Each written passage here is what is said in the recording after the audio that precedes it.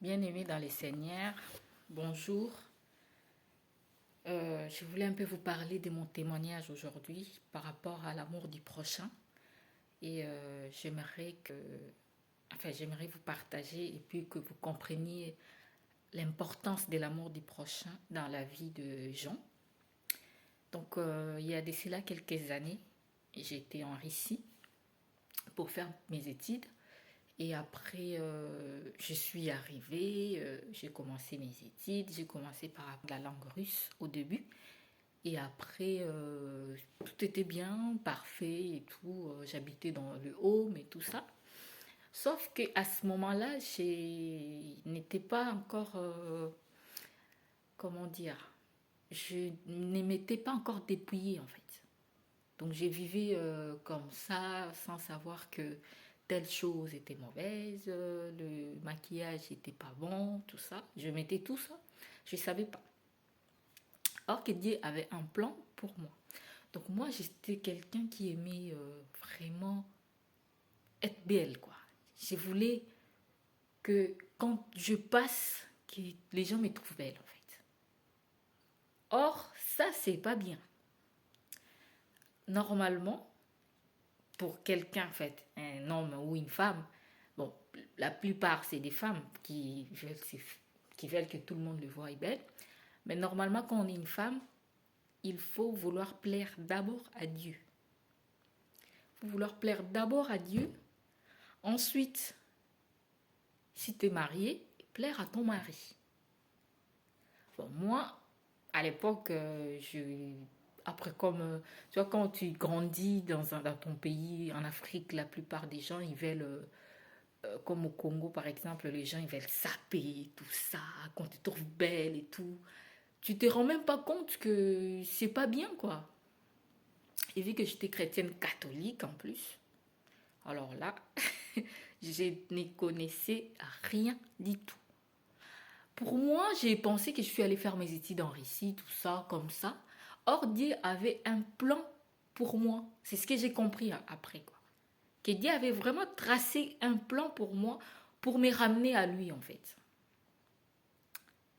Parce que je me rappelle, au début, je suis arrivée en Russie, tout ça.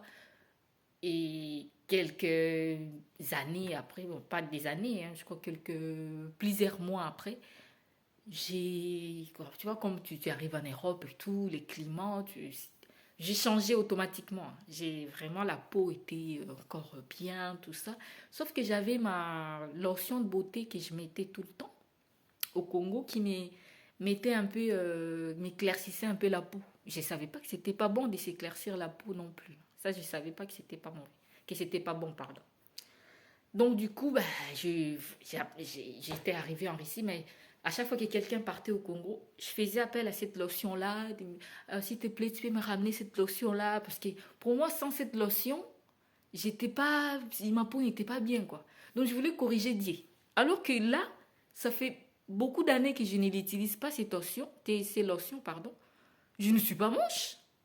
Les diables est un menteur, en fait. Les diables est un menteur.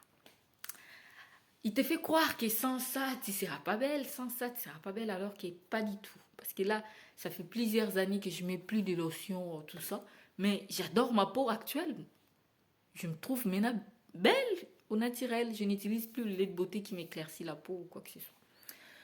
Donc, arrivé en 2020, fin 2020, début 2021, je commençais à regarder des témoignages sur YouTube et tout. Je commençais de plus en plus à être attirée par ces genres de témoignages. Et le premier témoignage qui m'a vraiment bougé le cœur, c'est le témoignage d'une petite fille de 11-12 ans, je crois, que Dieu avait visité.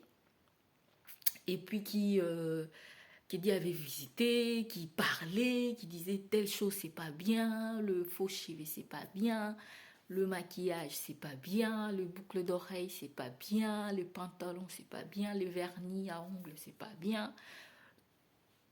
Tout ce que tu ajoutes dans ton corps pour corriger Dieu, pour paraître belle, c'est pas bien. Même des talons, hein. Si t'habilles en talons, tout ça, c'est pas bien. Ça m'avait bougé le cœur, mais ça m'avait pas touché. Je me suis dit, ah, mais c'est... Ah bon? je commençais quand même à avoir des réticences à faire certaines choses comme de vernis, tout ça. Je commençais un peu à être réticent. Mais ce qui m'avait touché en fait, c'est le témoignage d'une dame, Irène Ndungu sur YouTube. Cette dame en fait, elle avait cette dame, elle était morte après quelques heures, dit elle a ressuscité, tout ça.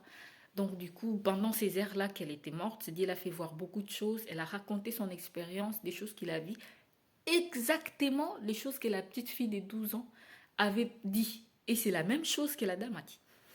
Donc, moi, je commençais un peu à dire, ah bon, ah bon, ah bon.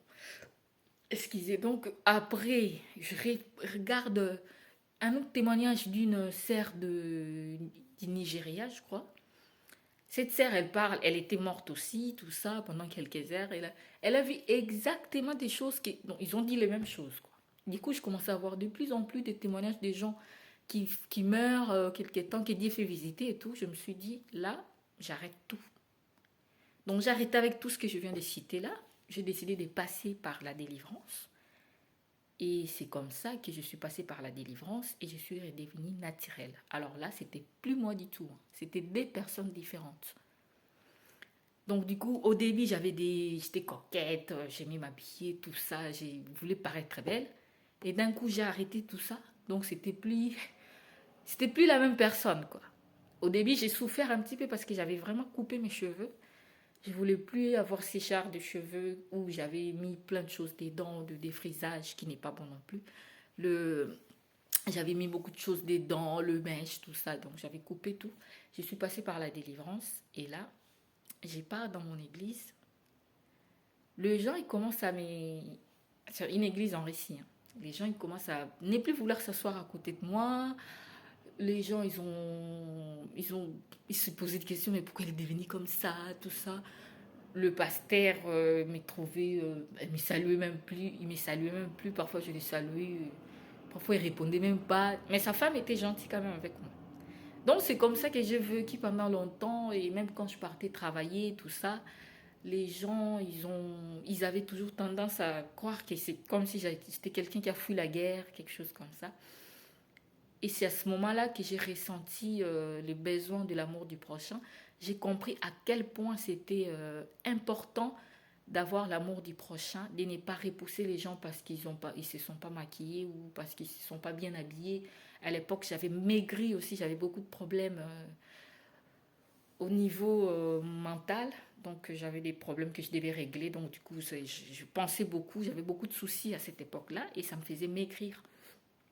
Donc du coup, ce qui fait que j'avais beaucoup maigri, j'avais même eu des problèmes de logement, tout ça, je vais raconter ça après. Et ce qui fait que les gens, tu sens vraiment que quelqu'un, parfois il y a quelqu'un tu te parles à quelqu'un, il se méfie quoi, genre c'est quoi ça, des choses comme ça. Et c'est à ce moment-là j'ai compris que Dieu avait dit, le premier commandement c'est aimer ton prochain comme toi-même. C'est à partir de ce moment-là que j'ai vu l'importance d'être aimé par son prochain. Parce que si tu dis, pendant que tu es toute pimpante, tout ça, les gens peuvent t'aimer, mais quand tu redeviens toi-même, naturel, tout ça, j'avais que peu de personnes à cette époque-là, je pense qu'ils étaient...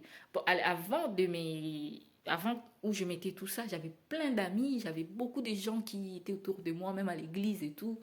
Et dès que j'ai arrêté tout, dans l'ensemble de tout ce que je connaissais là-bas, il y avait que 4 personnes qui m'ont marqué, qui n'ont pas changé, même le fait que j'avais maigri ou quoi que ce soit, ils étaient toujours présents.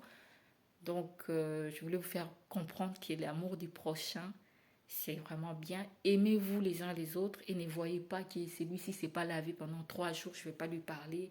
Quand tu te dis ça, lui, la personne, ça le choque. Donc, c'est ça que je voulais partager un petit peu avec vous. Aimez vos prochains. Et ne regardez pas s'il a l'argent ou s'il n'a pas d'argent, s'il est maigre ou s'il n'est pas maigre. Voilà. Donc, abonne-toi si ça t'a plu.